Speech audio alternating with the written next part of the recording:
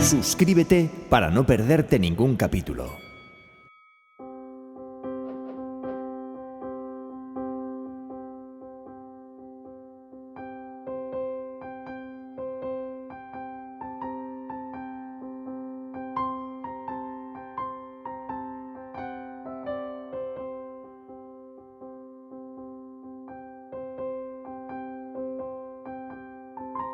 Entre todos los problemas presentados a mi amigo el señor Sherlock Holmes para que les diera solución durante los años de nuestra relación, hubo solo dos en los que yo fui el medio de introducción.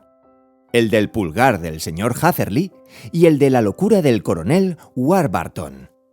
De ellos, el último pudo haber proporcionado mejor campo para un observador agudo y dotado de originalidad. Pero el otro fue tan extraño en su comienzo y tan dramático en sus detalles que bien puede ser el más merecedor de quedar registrado por escrito, aunque diera a mi amigo menos oportunidades para practicar aquellos métodos deductivos de razonamiento con los que conseguía tan notables resultados.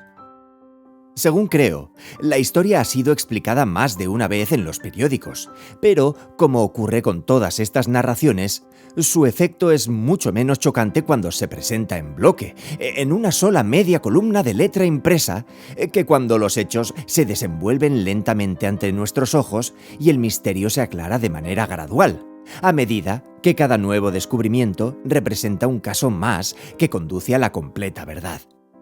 En su momento, las circunstancias me causaron una profunda impresión, y el paso de 2 años apenas ha podido debilitar sus efectos.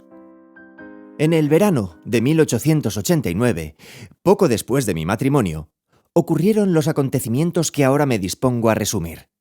Yo había vuelto a practicar la medicina civil y había abandonado finalmente a Holmes en sus habitaciones de Baker Street, aunque le visitaba continuamente y a veces incluso le persuadía para que abandonara sus hábitos bohemios hasta el punto de venir él a visitarnos. Mi clientela había aumentado con toda regularidad y, puesto que yo vivía a poca distancia de la estación de Paddington, conseguí unos cuantos pacientes entre sus empleados. Uno de estos, al que le había curado una enfermedad tan dolorosa como persistente, no se cansaba de pregonar mis talentos, ni de procurar enviarme todo enfermo sobre el cual él tuviera alguna influencia. Una mañana, poco antes de las 7, me despertó la sirvienta al golpear mi puerta para anunciarme que habían llegado de Paddington 2 hombres y que esperaban en la sala de consulta. Me vestí apresuradamente, pues sabía por experiencia que los casos que afectaban a usuarios del ferrocarril rara vez eran triviales, y me apresuré a bajar. Aún me encontraba en la escalera cuando mi fiel aliado, el guarda, salió de la sala de consulta y cerró con cuidado la puerta tras él. «Lo tengo aquí», susurró, señalando con su pulgar por encima del hombro. «Está bien». ¿De qué se trata?, pregunté, pues su actitud sugería que hablaba de alguna extraña criatura a la que hubiera encerrado en la sala. «Es un nuevo paciente», murmuró. «He pensado que lo mejor era traerlo yo mismo, y ya que de este modo no podría escabullirse.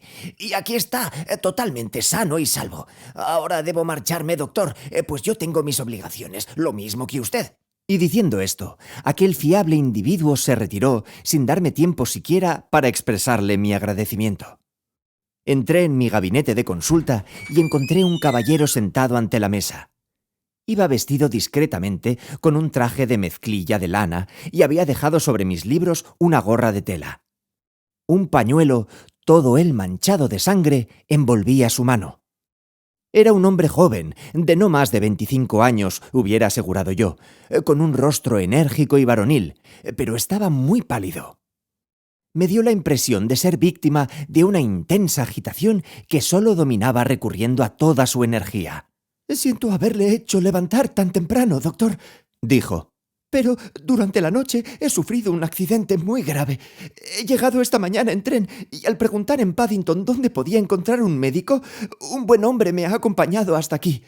He dado una tarjeta a la criada, pero veo que la ha dejado sobre la mesita». La tomé para examinarla.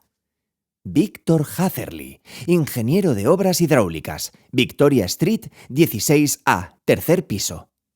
Tales eran el nombre, la profesión y el domicilio de mi visitante matinal. «Lamento haberle hecho esperar», le dije, sentándome en el sillón de mi biblioteca. «Acaba usted de realizar un viaje nocturno, por lo que tengo entendido, y esto no deja de ser, obviamente, una ocupación monótona». Pero es que a mi noche nadie puede calificarla de monótona. Respondió él y se echó a reír. Se rió con ganas, con una nota aguda y penetrante, repantingándose en su silla y estremeciéndose de la cabeza a los pies. Todo mi instinto médico se alzó contra esta risa. «¡Basta!», grité. «¡Domínese!». Le serví un poco de agua de una garrafa, pero de nada sirvió. Era presa de uno de aquellos arrebatos histéricos que se apoderan de una naturaleza vigorosa cuando acaba de pasar por una fuerte crisis. Finalmente, volvió a recuperar el control sobre sí mismo, pero se mostró muy fatigado y al mismo tiempo se sonrojó intensamente. Me he puesto en ridículo, jadeó. «En absoluto. Bébase esto». Añadí un poco de brandy al agua y empezó a reaparecer el color en sus mejillas exangües. «Ya me encuentro mejor», dijo. «Y ahora, doctor, quizá tenga usted la bondad de echar un vistazo a mi pulgar, o mejor dicho, al lugar donde estaba antes». Retiró el pañuelo y extendió la mano. Incluso mis nervios endurecidos notaron un escalofrío cuando la miré. Había 4 dedos extendidos y una horrible superficie roja y esponjosa allí donde había estado el pulgar. Este había sido seccionado o arrancado directamente desde sus raíces. «¡Cielo santo!», exclamé. «Esto es una herida terrible. Ha de haber sangrado muchísimo». «Ya lo creo. Me desmayé al hacérmela y creo que permanecí largo tiempo sin sentido. Cuando volví en mí descubrí que todavía sangraba, por lo que até un extremo de mi pañuelo estrechamente en torno a la muñeca y lo aseguré con un palito». «Excelente. Usted hubiera podido ser cirujano». «Es cuestión de hidráulica, como usted sabe, y entraba en mi especialidad». Esto lo ha hecho», dije examinando la herida. «Un instrumento muy pesado y afilado». «Algo así como un cuchillo de carnicero», repuso. «¿Un accidente, supongo?» «En modo alguno». «¿Cómo? ¿Una agresión criminal?» «¡Y tan criminal!». «Me horroriza usted». Apliqué una esponja a la herida, la limpié, la curé y finalmente la cubrí con una almohadilla de algodón y vendajes tratados con ácido carbólico. Él lo aguantó sin parpadear, aunque de vez en cuando se mordiera el labio. «¿Qué tal?», le pregunté cuando hube terminado. «Magnífico. Entre su brandy y su vendaje me siento como nuevo. Estaba muy débil, pero tengo que hacer muchas cosas». «Tal vez sea mejor que no hable del asunto. Es evidente que pone a prueba sus nervios». «Oh, no, nada de esto ahora. Tendré que contar lo sucedido a la policía, pero le diré, entre nosotros, que si no fuera por la convincente evidencia de esta herida, me sorprendería que dieran crédito a mi declaración, pues es realmente extraordinaria. Y, como pruebas, no dispongo de gran cosa con qué respaldarla. Y aunque lleguen a creerme, las pistas que yo pueda darles son tan vagas que dudo de que llegue a hacerse justicia». «Ajá», exclamé. «Si se trata de algo así como un problema que usted desea ver resuelto, debo recomendarle encarecidamente que vea a mi amigo el señor Sherlock Holmes antes de ir a la policía oficial». «He oído hablar de ese señor», contestó mi visitante. «Mucho me alegraría que se hiciera cargo del asunto, aunque, desde luego, debo hacer uso también de la policía oficial. ¿Me dará una carta de presentación para él?» «Haré algo mejor. Y yo mismo le acompañaré a visitarlo». «Le quedaré inmensamente reconocido por ello». «Llamaremos un coche de alquiler e iremos juntos. Llegaremos justo a tiempo para compartir con él un ligero desayuno. ¿Se siente usted con ánimos?» «Sí, y no me consideraré tranquilo hasta haber contado mi historia». «Entonces, mi criada llamará un coche y yo estaré con usted al instante». Subí apresuradamente al piso, expliqué el asunto a mi esposa en pocas palabras y 5 minutos después me instalé en el interior de un coche de alquiler que me condujo, junto con mi nuevo conocido, a Baker Street. Como yo me había figurado, Sherlock Holmes se encontraba en su sala de estar, en bata, entregado a la lectura de la columna de anuncios de personas desaparecidas en The Times y fumando su pipa anterior al desayuno, que se componía de todos los residuos que habían quedado en las pipas fumadas el día anterior, cuidadosamente secados y reunidos en una esquina de la repisa de la chimenea. Nos recibió con su actitud discreta pero cordial. Pidió más huevos y lonchas de tocino ahumado y se unió a nosotros en un copioso refrigerio. Una vez concluido el mismo, instaló a nuestro nuevo cliente en un sofá, le puso un cojín debajo de la cabeza y colocó un vaso de agua y brandy a su alcance. «Es fácil ver que su experiencia no ha tenido nada de vulgar, señor Hatherley», le dijo. «Por favor, siga echado aquí y considérese absolutamente en su casa. Díganos lo que pueda, pero deténgase cuando esté fatigado y reponga sus fuerzas con un poco de estimulante». Gracias, dijo mi paciente. pero me siento otro hombre desde que el doctor me hizo la cura y creo que su desayuno ha completado el restablecimiento. Le robaré tan poco como sea posible de su valioso tiempo, por lo que pasaré a explicarle enseguida mi peculiar experiencia. Holmes se acomodó en su butacón con los párpados caídos y la expresión de cansancio que velaban su carácter vivo y fogoso, mientras yo me sentaba ante él, y escuchamos en silencio la extraña historia que nuestro visitante procedió a referirnos. «Deben saber», dijo, «que soy huérfano y soltero, y que vivo solo en una pensión de Londres. Tengo la profesión de ingeniero especializado en hidráulica y conseguí una experiencia considerable en mi trabajo con mis 7 años de aprendizaje en Venner & Mathieson, la reputada empresa de Greenwich. Hace 2 años, cumplido mi periodo de prácticas y tras haber conseguido una sustanciosa suma de dinero debido a la muerte de mi pobre padre, decidí establecerme por mi cuenta y alquilé un despacho profesional en Victoria Street. Supongo que todo el que da sus primeros pasos como independiente en el mundo de los negocios pasa por una dura experiencia. Para mí lo ha sido y con carácter excepcional. Durante 3 años me han hecho 3 consultas y se me ha confiado un trabajo de poca monta. Y esto es absolutamente todo lo que me ha aportado mi profesión. Mis ingresos brutos ascienden a 27 libras con 10 chelines. Cada día, de las 9 de la mañana hasta las 4 de la tarde, esperaba en mi pequeña oficina, hasta que finalmente empecé a perder el ánimo y llegué a creer que jamás conseguiría hacerme una clientela. Ayer, sin embargo, precisamente cuando pensaba abandonar el despacho, entró mi dependiente para anunciarme que esperaba un caballero que deseaba verme por cuestiones de negocios. Me entregó también una tarjeta con el nombre Coronel Lysander Stark grabado en ella. Pisándole los talones entró el propio coronel, un hombre de talla más que mediana, pero de una excesiva delgadez. No creo haber visto nunca un hombre tan flaco. Toda su cara se afilaba para formar nariz y barbilla, y la piel de sus mejillas se tensaba con fuerza sobre sus huesos prominentes. No obstante, este enflaquecimiento parecía cosa natural en él, sin que se debiera a enfermedad alguna, pues tenía los ojos brillantes, su paso era firme y su oído muy fino. Vestía con sencillez, pero pulcramente, y su edad, diría yo, se acercaba más a los 40 que a los 30. ¿El señor Hatherley? Dijo, con un vestigio de acento alemán.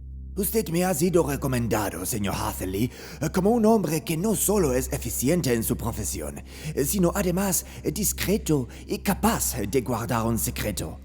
Me sentí tan halagado como podría sentirse cualquier joven ante semejante introducción. ¿Puedo preguntarle quién le ha dado tan buenas referencias?, inquirí. Tal vez sea mejor que de momento no le diga esto. Sea a través de la misma fuente que es usted a la vez huérfano y soltero, y que vive solo en Londres. Es exacto, respondí. Pero me excusará si le digo que no acierto a distinguir qué tiene que ver todo esto con mis calificaciones profesionales. Me ha parecido entender que usted deseaba hablar conmigo acerca de una cuestión profesional. Indudablemente, pero comprobará que todo lo que yo digo tiene algo que ver con el asunto.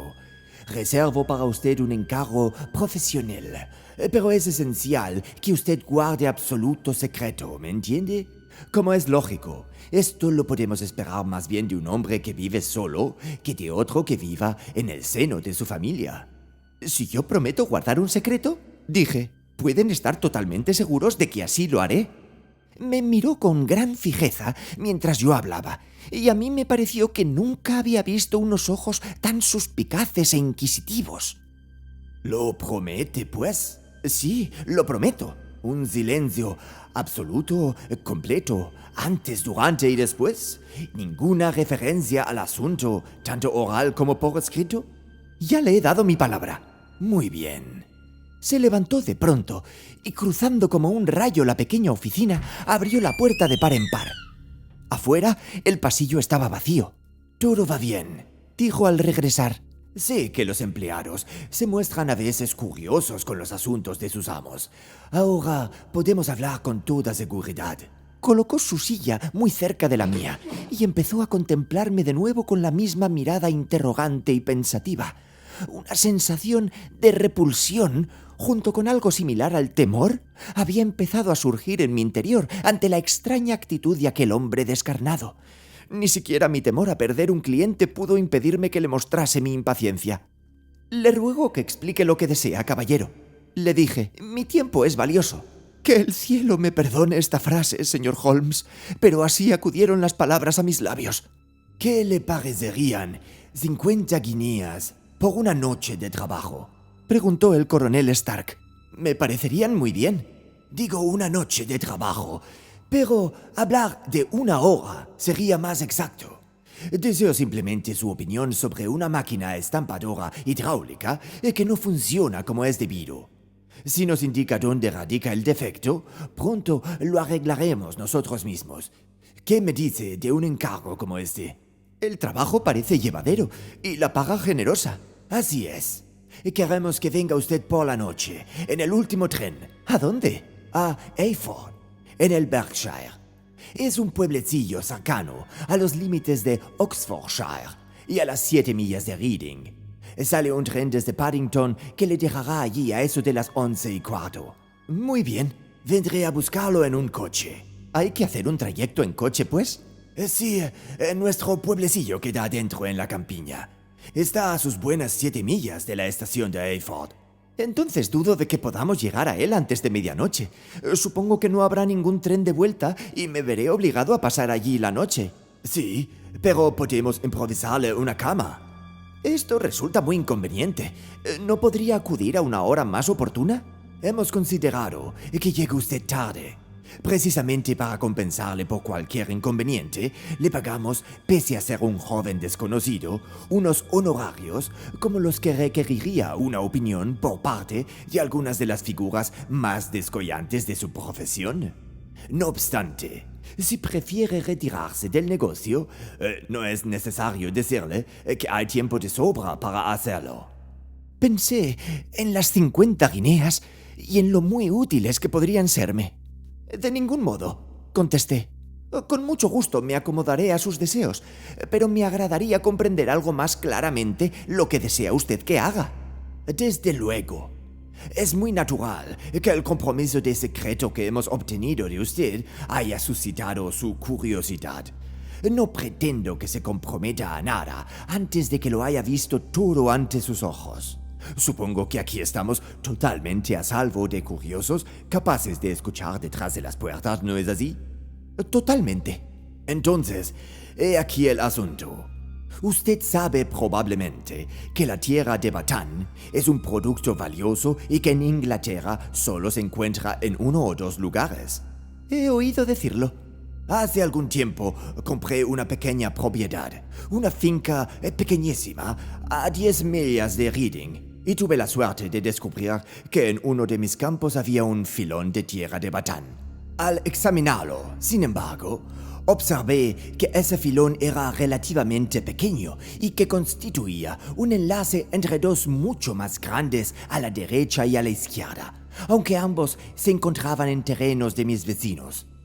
Esa buena gente ignoraba totalmente que sus tierras contenían lo que era tan valioso como una mina de oro. Como es natural, a mí me interesaba comprar sus tierras antes de que descubriesen su auténtico valor. Pero desgraciadamente yo no disponía de capital que me permitiera hacerlo. No obstante, revelé el secreto a unos pocos amigos y ellos me sugirieron que explotáramos muy discretamente nuestro pequeño filón, y ello nos permitiría adquirir los campos vecinos. Y esto es lo que hemos estado haciendo durante algún tiempo, y con el fin de que nos ayudara en nuestras operaciones, Montamos una prensa hidráulica.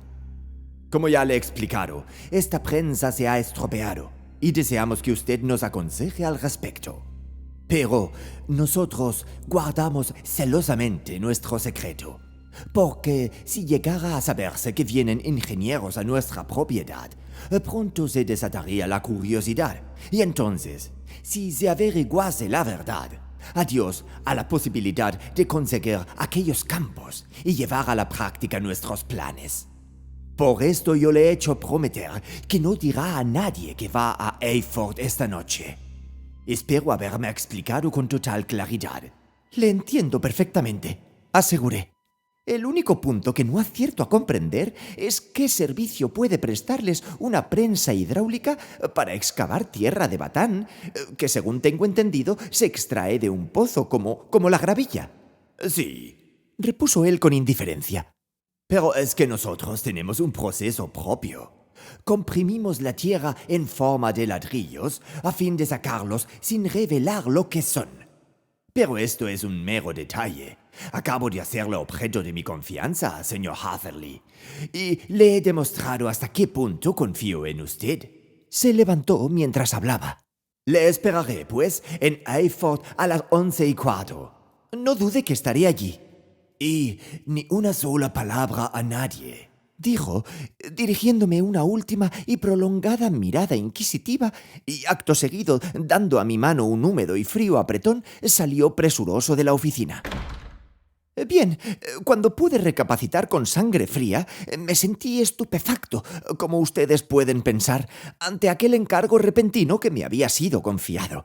Por un lado, como es natural, me alegraba, pues los honorarios eran como mínimo 10 veces superiores a los que hubiera pedido de haber fijado yo el precio a mis servicios, y cabía la posibilidad de que este encargo condujera a otros.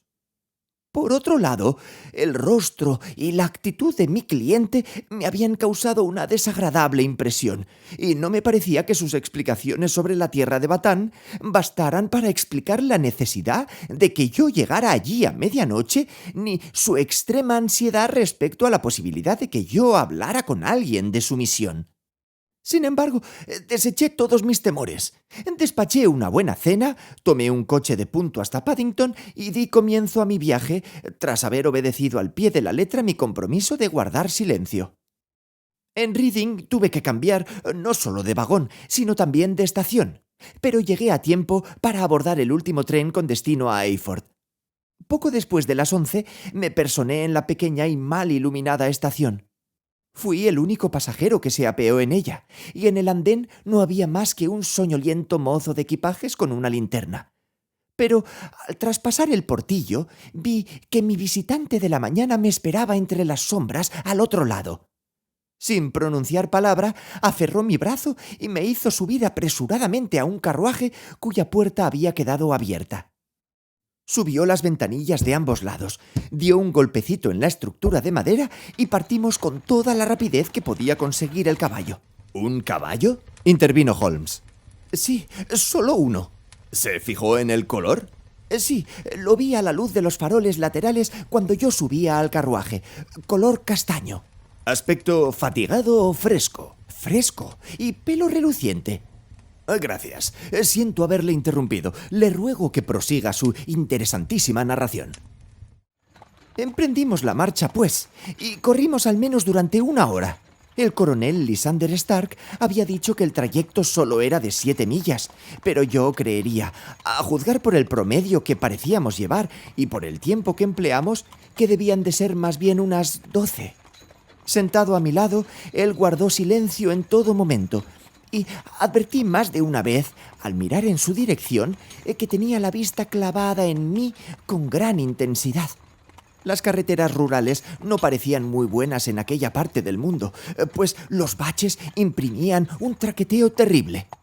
Traté de mirar a través de las ventanas para ver algo de los alrededores, pero eran cristales esmerilados y solo pude distinguir el resplandor borroso y ocasional de alguna luz ante la que pasábamos. De vez en cuando me aventuraba a hacer alguna observación para quebrar la monotonía del viaje, pero el coronel solo contestaba con monosílabos y la conversación no tardaba en extinguirse. Finalmente, sin embargo, las asperezas de la carretera se convirtieron en la crujiente regularidad de un camino de grava y el carruaje se detuvo. El coronel Lysander Stark se apeó de un salto y, al seguirlo yo, me empujó enseguida hacia un porche que se abría ante nosotros. De hecho, nos apeamos del coche para entrar directamente en el vestíbulo, de modo que no me fue posible dirigir la menor mirada a la fachada de la casa. Apenas hube cruzado el umbral, la puerta se cerró pesadamente a nuestra espalda y oí el leve traqueteo de las ruedas al alejarse el carruaje. Dentro de la casa reinaba una oscuridad absoluta y el coronel buscó en vano cerillas mientras rezongaba para sus adentros. Pero de pronto se abrió una puerta al otro lado del pasillo y una larga y dorada franja de luz avanzó en nuestra dirección. La franja se ensanchó y apareció una mujer que sostenía una lámpara encendida por encima de su cabeza y avanzaba el cuello para mirarnos. Pude ver que era hermosa, y por el brillo que la luz producía en su vestido oscuro, comprendí que este era de un género de gran calidad. Dijo unas palabras en un idioma extranjero y en el tono de quien hace una pregunta. Y cuando mi acompañante contestó en un brusco monosílabo, ella experimentó tal sobresalto que la lámpara estuvo a punto de caérsele de la mano. El coronel Stark se acercó a ella y le quitó la lámpara, murmurándole algo al oído, y después, empujándola hacia el cuarto del que había salido, avanzó de nuevo hacia mí con la lámpara en la mano. Le ruego que tenga la bondad de esperar unos minutos en esta habitación, me dijo, abriendo otra puerta. Era una habitación pequeña, discreta, amueblada con sencillez, con una mesa redonda en el centro en la que había esparcidos varios libros en alemán. El coronel Stark puso la lámpara sobre un armario que había junto a la puerta. «No le haré esperar mucho tiempo», me aseguró, y se desvaneció en la oscuridad. Examiné los libros, y a pesar de mi ignorancia del idioma alemán, pude ver que 2 de ellos eran tratados científicos y los otros volúmenes de poesía. Entonces me dirigí hacia la ventana, esperando poder echar un vistazo al paisaje rural, pero la cubría un porticón de madera de roble asegurado con recios barrotes. Era una casa asombrosamente silenciosa. Un reloj antiguo dejaba oír un ruidoso tic-tac en algún lugar del pasillo, pero aparte de eso reinaba por doquier una quietud mortal. Una vaga sensación de intranquilidad empezó a apoderarse de mí. ¿Quiénes eran aquellos alemanes y qué hacían en un lugar tan extraño y aislado? ¿Y dónde estaba ese lugar? A unas 10 millas de Eyford era todo lo que sabía yo. Pero si era al norte, al sur, al este o al oeste, no tenía la menor idea. En este aspecto, Reading y acaso otras poblaciones importantes se encontraban dentro de este radio, de modo que tal vez el lugar no estuviera tan aislado después de todo. No obstante, a juzgar por aquella quietud absoluta, no cabía duda de que estábamos en el campo. Pasé de un lado a otro de la habitación, entonando una cancioncilla entre dientes para mantener el ánimo y pensando que me estaba ganando cumplidamente las 50 guineas de mis honorarios. De pronto, y sin ningún sonido preliminar en medio del profundo silencio, la puerta de mi habitación se abrió lentamente. La mujer se perfiló en la abertura, con la oscuridad del vestíbulo detrás de ella, mientras la luz amarillenta de mi lámpara iluminaba su bellísima y angustiada cara. Pude ver enseguida que estaba aterrorizada, y esta visión provocó también un escalofrío en mi corazón. Mantenía en alto un dedo tembloroso para pedirme silencio, y murmuró unas cuantas palabras entrecortadas en un inglés vacilante, con unos ojos como los de un caballo asustado mirando hacia atrás, hacia las tinieblas a su espalda. «Yo me iría», dijo, procurando, según me pareció, hablar con calma. «Yo me iría. Yo no me quedaría aquí. Quedarse no es bueno para usted». «Pero, señora», repuse, «todavía no he hecho lo que me ha traído aquí. No puedo marcharme sin haber visto la máquina». «No merece la pena que espere», insistió ella.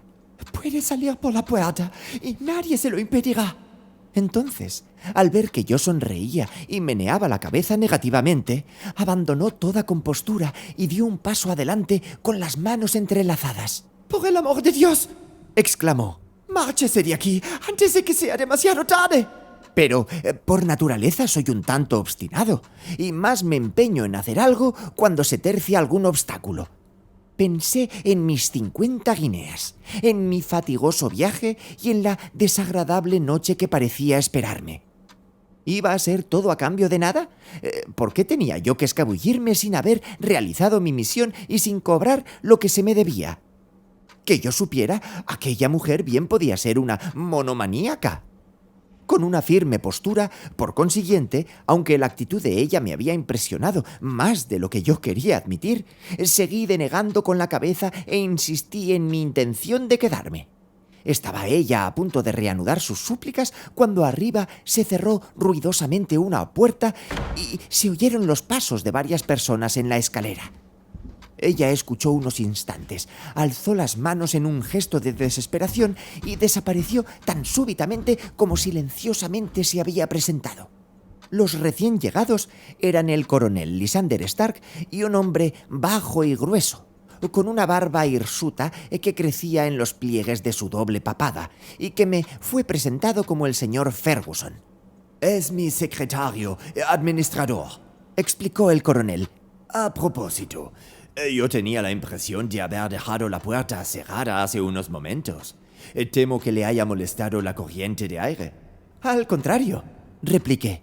«Yo mismo la he abierto, porque este cuarto me parecía un poco cerrado». Me lanzó una de sus miradas suspicaces. «Pues tal vez sea mejor que pongamos manos a la obra», dijo. «El señor Ferguson y yo le acompañaremos a ver la máquina». «Entonces será mejor que me ponga el sombrero». «No vale la pena, pues está aquí en la casa». «¿Cómo? ¿Extraen tierra de batán en la misma casa?» No, la máquina solo se emplea cuando comprimimos la tierra. Pero esto poco importa. Lo único que deseamos es que la examine y nos diga qué le pasa». Subimos los tres, el coronel delante con la lámpara y detrás el obeso administrador y yo. Era una casa vieja y laberíntica, con corredores, pasillos, estrechas escaleras de caracol y puertas pequeñas y bajas, cuyos umbrales mostraban la huella de las generaciones que lo habían cruzado. No había alfombras ni señales de mobiliario más arriba de la planta baja, y en cambio el estuco se estaba desprendiendo de las paredes y la humedad se filtraba formando manchones de un feo color verdoso. Yo procuraba mostrar una actitud tan despreocupada como me era posible, pero no había olvidado las advertencias de la dama, aunque las dejara de lado, y mantenía una mirada vigilante sobre mis dos acompañantes. Ferguson parecía ser un hombre malhumorado y silencioso, pero por lo poco que dijo, supe que era por lo menos compatriota mío. El coronel Lysander Stark se detuvo por fin ante una puerta baja cuya cerradura abrió. Había al otro lado un cuarto pequeño y cuadrado, en el que los tres difícilmente podíamos entrar al mismo tiempo. Ferguson se quedó afuera y el coronel me hizo entrar. «De hecho», dijo, «nos encontramos ahora dentro de la presa hidráulica, y sería particularmente desagradable para nosotros que alguien la pusiera en marcha. El techo de este cuartito es en realidad el extremo del pistón descendente y baja con la fuerza de muchas toneladas sobre este suelo metálico. Afuera hay unos pequeños cilindros laterales de agua que reciben la presión y que la transmiten y multiplican de la manera que a usted le es familiar. La máquina se pone en marcha, pero hay una cierta rigidez en su funcionamiento y ha perdido algo de su potencia. Tenga la bondad de examinarla y de explicarnos cómo podemos repararla». Me entregó su lámpara y yo inspeccioné detenidamente la máquina. Era desde luego una prensa gigantesca, capaz de ejercer una presión enorme.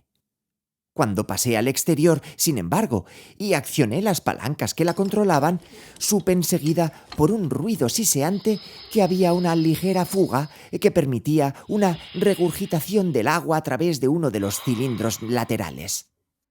Un examen mostró que una de las bandas de goma que rodeaban el cabezal de una de las barras impulsoras se había encogido y no cubría por completo el cilindro a lo largo del cual trabajaba. Tal era claramente la causa de la pérdida de potencia, y así lo indiqué a mis acompañantes, que escucharon muy atentamente mis observaciones e hicieron varias preguntas concretas sobre lo que debían hacer para reparar la prensa. Una vez se lo hube explicado, volví a la cámara principal de la máquina y le eché un buen vistazo para satisfacer mi curiosidad. Al momento resultaba obvio que la historia de la Tierra de Batán no era más que un embuste, pues resultaba absurdo suponer que se pudiera destinar una máquina tan potente a una finalidad tan inadecuada. Las paredes eran de madera, pero el suelo consistía en una gran plancha de hierro, y cuando la examiné detenidamente, pude ver sobre ella una costra formada por un pozo metálico. Me había agachado y la raspaba para saber exactamente qué era, cuando oí una sorda exclamación en alemán y vi la faz cadavérica del coronel que me miraba desde arriba. «Verdammt, ¿qué está haciendo aquí?», preguntó. Yo estaba indignado por haberme dejado engañar por una historia tan rebuscada como la que me había contado. Estaba admirando su tierra de Batán, repliqué. Creo que podría aconsejarle mejor respecto a su máquina si supiera exactamente con qué propósito ha sido utilizada. Apenas había pronunciado estas palabras, lamenté la franqueza de las mismas. El rostro del coronel pareció endurecerse y una luz amenazadora bailó en sus ojos grises. «Muy bien», dijo, «pues vas a verlo todo acerca de ella». Dio un paso atrás, cerró de golpe la puertecilla y dio vuelta a la llave de la cerradura. Me precipité hacia ella y forcejeé con la manija, pero era una puerta muy segura y no cedió en lo más mínimo, pese a mis patadas y empujones. «¡Oiga!», grité. «¡Oiga, coronel! ¡Déjeme salir!». Y entonces, en el silencio, oyóse de pronto un ruido que hizo agolpar la sangre en mi cabeza. Era el chasquido metálico de las palancas y el silbido del escape en el cilindro. Había puesto la máquina en marcha. La lámpara se encontraba todavía en el suelo metálico, donde la había colocado al inspeccionarlo. Su luz me permitió ver que el negro techo descendía sobre mí lentamente y a sacudidas, pero como nadie podía saber mejor que yo, con una fuerza que al cabo de un minuto me habría reducido a una papilla informe. Me abalancé chillando contra la puerta y forcejeé con la cerradura. Imploré al coronel que me dejara salir, pero el implacable ruido de las palancas sofocó mis gritos. El techo se encontraba tan solo a 3 o 4 palmos de mi cabeza. Levanté la mano y pude palpar su dura y áspera superficie. Acudió entonces a mi mente la idea de que la condición dolorosa de mi muerte dependería muchísimo de la posición con la que yo la esperase. Si me echaba boca abajo, el peso gravitaría sobre mi columna vertebral. Me estremecía al pensar en el espantoso chasquido al romperse. Tal vez resultara más fácil hacerlo al revés, pero tendría la sangre fría necesaria para contemplar, echado, aquella mortal sombra negra que descendía oscilante sobre mí. Ya no me era posible mantenerme en pie, cuando mi vista captó algo que devolvió un soplo de esperanza a mi corazón. He dicho que, aunque el suelo y el techo eran de hierro, las paredes eran de madera. Al dar una última y apresurada mirada a mi alrededor, vi una fina línea de luz amarilla entre 2 de las tablas, línea que se ensanchó más y más al correrse hacia atrás un pequeño panel. Por un instante, apenas pude creer que hubiese de veras una puerta que me alejara de la muerte. Un momento después me lancé a través de la abertura y me desplomé, medio desmayado, al otro lado de ella. El panel se había cerrado de nuevo tras de mí, pero la rotura de la lámpara y, momentos después, el choque entre las 2 planchas metálicas me indicaron bien a las claras que había escapado por los pelos. Me hizo volver en mí un frenético tirón en mi muñeca y me encontré echado en el suelo de piedra de un estrecho corredor, con una mujer agachada que tiraba de mí con la mano izquierda mientras sostenía una vela con la derecha. Era la misma buena amiga cuya advertencia había despreciado con tanta imprudencia. «¡Vamos! ¡Vamos!», exclamó casi sin aliento. Estarán aquí dentro de un momento y descubrirán su ausencia. Por favor, no pierda un tiempo tan precioso y venga. Esta vez al menos no eché en saco roto su consejo. Me levanté tambaleándome y corrí con ella a lo largo del pasillo para bajar después por una escalera de caracol. Esta conducía a otro pasillo ancho, y apenas llegamos a él, oímos el ruido de pies que corrían y gritos de dos voces, una que contestaba a la otra desde la planta en que nos encontrábamos y desde el piso de abajo. Mi guía se detuvo y miró a su alrededor como la persona que llega al término de sus recursos. Abrió entonces una puerta que daba a un dormitorio, a través de cuya ventana la luna brillaba espléndidamente. «Es su única posibilidad», dijo. «Es alto, pero tal vez usted sea capaz de saltar». Mientras hablaba, se dejó ver una luz en el extremo más distante del pasillo y vi la magra silueta del coronel Lysander Stark, que corría hacia nosotros con una linterna en una mano y un arma parecida a un cuchillo de carnicero en la otra. Crucé precipitadamente el dormitorio, abrí de par en par la ventana y miré al exterior. El jardín no podía parecer más tranquilo, agradable y acogedor a la luz de la luna, y la altura no podía superar los 15 pies. Trepé al alféizar, pero vacilé antes de saltar, hasta haber oído lo que pasaba entre mi salvadora y el malvado que me perseguía. Si la maltrataba, yo estaba dispuesto, a cualquier precio, a correr en su ayuda. Apenas acababa de imponerse este pensamiento en mi mente cuando él ya se encontraba en la puerta, forcejeando con la mujer para abrirse camino. Pero ella le rodeó con los brazos y trató de contenerlo. «Fritz, Fritz», gritó, y en inglés le dijo: «Recuerda lo que prometiste la última vez. Dijiste que no volvería a pasar. Él no hablará. Te digo que no hablará». «¡Estás loca, Elise!», gritó él a su vez, luchando para desprenderse de ella. «¡Será nuestra ruina! ¡Ha visto demasiado! ¡Déjame pasar, te digo!». La empujó a un lado y, precipitándose hacia la ventana, me atacó con su pesada arma. Yo había atravesado la ventana y me sujetaba con ambas manos colgando del alféizar cuando descargó su golpe. Noté un dolor sordo. Mis manos se distendieron y caí al jardín.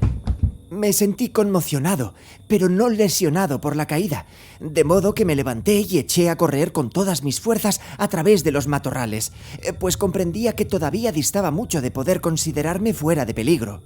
Sin embargo, mientras corría, me invadió de pronto una violenta sensación de mareo acompañada de náuseas. Miré mi mano, que experimentaba dolorosas pulsaciones, y vi entonces, por primera vez, que mi pulgar había sido seccionado y que la sangre brotaba de mi herida. Me las arreglé para atar mi pañuelo a su alrededor, pero noté un repentino zumbido en mis oídos, y un momento después yacía entre los rosales, víctima de un profundo desmayo. No me es posible decir cuánto tiempo permanecí inconsciente. Debió de ser mucho tiempo, pues al volver en mí la luna se había puesto y despuntaba ya una radiante mañana. Mis ropas estaban empapadas por el rocío y la manga de mi chaqueta manchada por la sangre procedente de mi pulgar amputado. El dolor que sentía en la herida me recordó en un instante todos los detalles de mi aventura nocturna y me puse en pie con la sensación de que muy difícilmente podía estar a salvo de mis perseguidores. Pero, con gran asombro por mi parte, cuando me decidí a mirar a mi alrededor, no había ni casa ni jardín a la vista. Había estado tumbado junto a un seto próximo a la carretera. Un poco más abajo había un edificio de construcción baja y alargada que al aproximarme resultó ser la misma estación a la que yo había llegado la noche anterior. De no ser por la fea herida en mi mano, todo lo ocurrido durante aquellas terribles horas bien hubiera podido ser una pesadilla. Medio aturdido, entré en la estación y pregunté por el tren de la mañana. Habría uno con destino a Reading antes de 1 hora. Observé que estaba de servicio el mismo mozo de estación al que vi cuando llegué yo, y le pregunté si había oído hablar del coronel Lysander Stark. El nombre le era desconocido. ¿No había observado la noche antes un carruaje que me estaba esperando? No lo había visto. ¿Había un puesto de policía cerca de allí? Había uno, a unas 3 millas de distancia. Era demasiado trecho para mí, débil y enfermo como me sentía. decidí esperar hasta volver a la ciudad antes de contarle mi historia a la policía. Eran poco más de las 6 cuando llegué, de modo que lo primero que hice fue pedir que me curasen la herida. Y después, el doctor ha tenido la amabilidad de traerme aquí. Pongo el caso en sus manos y haré exactamente lo que usted me aconseje. Los dos permanecimos sentados y en silencio un buen rato después de oír su extraordinaria narración. Finalmente, Sherlock Holmes extrajo de la estantería uno de los gruesos libros de aspecto corriente en los que colocaba sus recortes. «Aquí hay un anuncio que le interesará», dijo. «Apareció en todos los periódicos hace cosa de un año. Escuche esto. Desaparecido. A partir del 9 del corriente, Jeremiah Heitling, de 26 años, ingeniero de obras hidráulicas. Salió de su domicilio a las 10 de la noche y desde entonces no se ha sabido de él. Vestía... Ajá. Esto indica la última vez, sospecho, que el coronel necesitó reparar su máquina». ¡Cielos!, exclamó el paciente. Entonces, esto explica lo que dijo la joven. Indudablemente. Está bien claro que el coronel es un hombre frío y desesperado, absolutamente decidido a que nada le obstaculice el camino en su juego, como aquellos piratas encallecidos que no dejaban ningún superviviente en el barco que capturaban.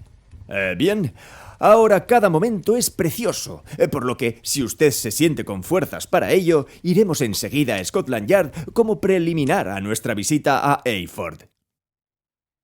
Unas 3 horas después, nos encontrábamos todos en el tren en el trayecto desde Reading hasta el pueblecillo de Berkshire.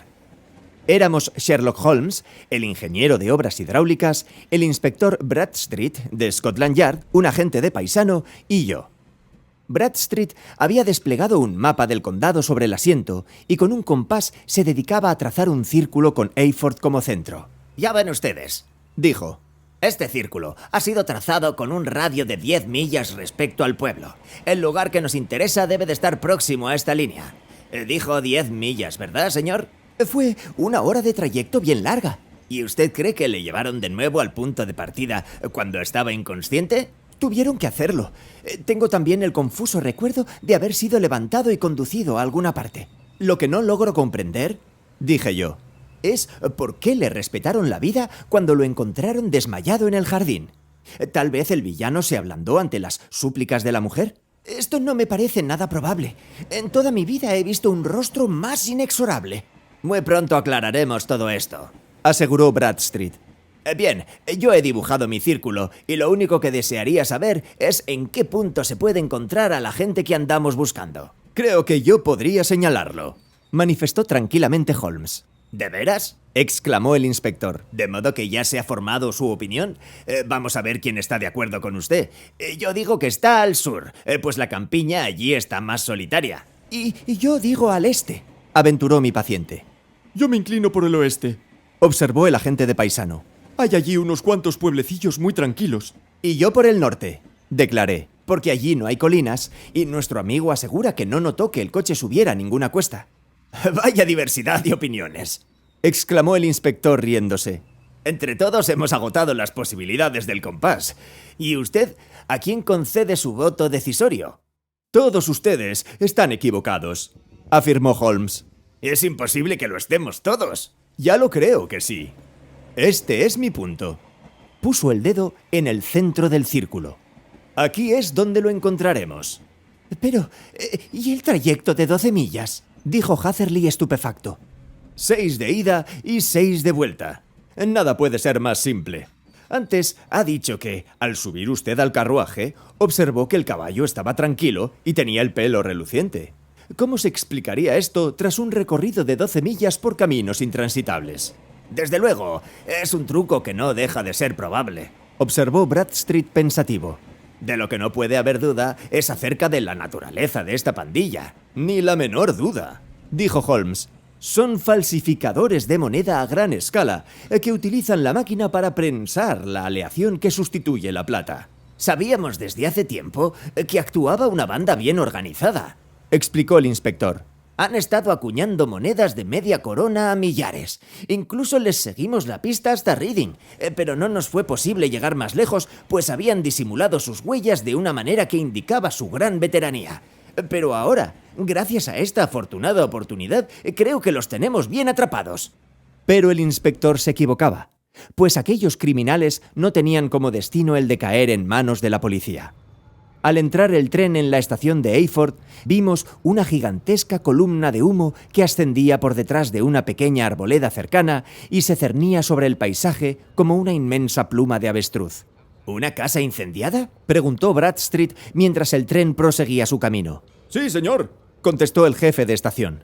¿Cuándo se ha producido? he oído decir que ha sido durante la noche, pero ha ido en aumento y todo el lugar es una hoguera. ¿De quién es la casa? Del Dr. Beecher. Dígame, intervino el ingeniero. ¿el doctor Beecher es alemán? ¿Un hombre muy delgado y con una nariz larga y ganchuda? El jefe de estación se rió con ganas. No, señor. El Dr. Beecher es inglés y no hay hombre en toda la parroquia que tenga mejor relleno bajo el chaleco. Pero vive en su casa un señor, un paciente, según tengo entendido, que es extranjero y que da la impresión de que le convendría un buen bistec de Berkshire.